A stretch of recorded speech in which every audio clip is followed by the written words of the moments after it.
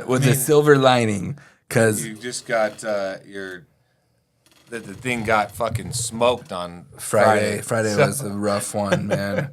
20, That's kinda part of 22 the cents, deal. 25 cents. Where did it land? Oh, it was bad. I mean, it was in the 440s, right? So Yeah, but I mean, today we're seeing like low 450s, 455. yeah, you know? 455 is where it sits right now at the time of this recording. So we'll see kind of what happens. But like I said, I feel like it got extended. Chad and I talked about in the Bulls versus Bears. Even at that point, I said I just feel like it's softer before it's higher. I still believe that to be the case. Maybe it sits right here, for a little bit longer. I don't know. It definitely feels like to me that market like I said, it got a little ahead of itself. So I think it's, around $4, $4.50 copper is still good. I'm not complaining at all. And it's not like we got crushed on inventory, so we're in good shape. And I don't really honestly think I generally don't think most guys in the recycling and the scrap business did. I think most guys were smart enough to get rid of that shit as the thing climbed. If anything, like myself, I know for a fact, like I sold probably early. Like I once the market got really kind of started going and moving, I didn't really wait around to see if it was going to get to 5 or 5.15. Like I just kind of started. But today that's a good sell. Stuff. Wherever you sold it, today's a good sell. Yeah, it makes you feel better. It makes you feel a lot better about your situation. There ain't no doubt about that. But I think just like anything, it's you one day you're a hero, one day you're a zero. But if you just buy and you sell and you keep stuff moving, I think eventually it averages itself out for you. And I listed the Bulls versus Bears last week, and so iron in our neck of the woods wasn't near as bad as like the Midwest and East Coast. Yeah. Why is it so different? Let everyone know. Like, why is it so different? Why could it go down 40 back over there and go down 5 or 10 over here? On the ferrous side? Yeah. It still goes back to where you started. At the price did you start from? Somebody might, my price only went down 5. I'm like, well, yeah, I was already getting paid $45 a ton more than you, right? The final price is what's ultimately important. And so I think, but to that point, we had that conversation with Chad, and I think the turkey market is softening, or at least, it's not really, it's not super hungry.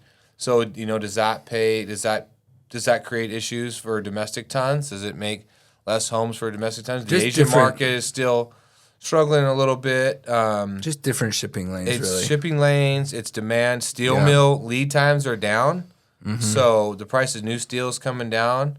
I was getting some information, like some pretty wild numbers of hot roll pricing that is not really conducive to a positive scrap market, which means there's more capacity coming on already, plus you have the existing capacity, and if there's no demand or limited demand, then it's going to be a bloodbath on that side, which means we're going to feel that on the scrap side. So it's going to be a tricky time. Usually the summer months are tricky already, there's just from a demand standpoint. So the pricing is softening. I've heard some people think that maybe as we get closer to fall, maybe you get a little bit of that back, but we're not counting on it. We're just going to try and get some stuff cut and keep it moved and try and sell in the market that we're buying from. So Yep. All right, I want to talk about last week. Last week, if anyone watched your Truck Talk Tuesday, you had your youngest son with you. I did. You did a Utah trip. I did. And he's been around the scrap world, the recycling world, his whole life. Yes, yeah. Maybe not as much as you were. Yeah. But he's been around it. I had the opportunity to speak with a bunch of elementary kids last week. Okay. Anywhere from 2nd grade to 5th grade. Yeah. I asked awesome questions. I got them. They're going to try to recycle as much as they can this summer. I'm going to give them an extra bonus. They're going to come up and bring the stuff up here and recycle it. Okay. I'm going to hand them the money. Where I'm going with this, though, is how do you think the younger generation could get excited about getting into the scrap community? I think so. I think the world takes all kinds, man. And I think that, our economy is tricky, right? I mean, there's certain times where it's, everybody wants to be a real estate agent and a builder and a Bitcoin trader. And, my oldest boy, he's really into, tennis shoes, right? Like, Nikes and Jordans and this and that. And that's really what his interest level is. What does that have to do with this? I mean, that's just where his interest lies. Now, does that change over time when it becomes harder to make money or difficult to make money, doing something you love? Maybe. But for now, like, I encourage him, I'm like, well, go do something with that, right? If that's what you really like, if that's what you're into. So the goal for us, like what we should be doing, is just exposing our kids to as much as possible, right? Like, I want to, like, when I take my youngest son, like when we went to Utah, I was able to combine a work trip with a basketball tournament for him. And I want to just expose him to everything. So we started out in our production meeting. Then we took him to the storage facility so he could see that. Then I took him to the our Hayburn yard so he could see that yard. And then I took him to the shredder, the Western Metals shredder down in Plymouth, Utah. And then I took him to the pipe production plant because obviously we have a pipe business. And then I took him to the Liberty Tire Recycling facility. I just wanted to expose him. I think the biggest thing we can do with our kids or the youth in general is just expose them to as many things as possible and see what their interest is, right? I mean, I'm big on, like, courage. I'm big on, like, pushing our kids to be, risk takers. I'm big on pushing our kids to not be scared of failing and that. And I think that's a lot of business is a lot of fails and a few wins. I mean, it feels like it's more failures than it is wins. But the wins, if you can do them right, counteract and they overcome all those, failures. It is. So You fail more than you win. And I think that narrative's been getting to the kids where it's okay. Like, my daughter's been working on her basketball game this summer and she gets frustrated. She's trying to kind of dial in her 3-point shooting. Yeah.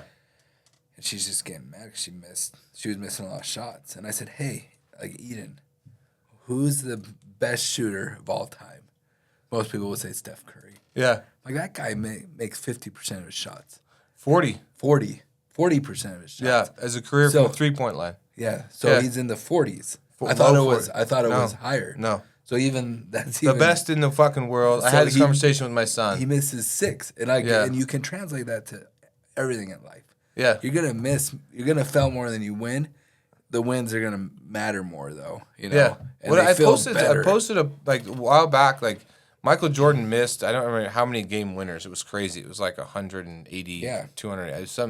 It's a big number. He missed that many game winning shots. Nobody remembers that. They only remember the big ones that he made, right? Yep. But the only way you get comfortable making the big ones is to miss all those other ones. And then there's a certain amount of, like, nuts. There's a certain amount of guts and grit that it takes to be able to keep shooting that shot. And I think that's what I want my kids to take away from me, my career, your career. Like, hey, like, the only reason we have any of this is because we're willing to keep taking shots. Yeah. And Every we've day. taken a lot of shots that have missed, and I highlight those on a regular basis, whether it's auto auctions or, I mean, I still have my I still have my Titan auto auction pen at home. Yeah, like, it's just, like, we've done a lot of shit, we've tried a lot of things, and not everything sticks. But we're also not afraid of just trying. And I think that's what I want my kids to see is what can be built. And I want everybody, I think everybody should share that message with their kids, that it's about what how many times you're willing to keep trying and keep pushing the envelope. So that was what I was excited about, being able to take him. And I'm super proud of that kid.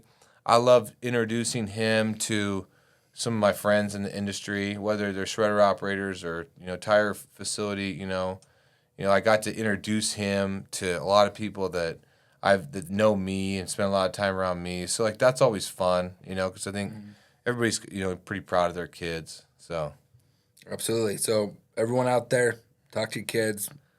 Tell them to try. Keep trying. Yeah, let them get used to failing, let them fail. Let your kids fail. I agree. Thank you, everybody. All right. Have a great day. Thanks.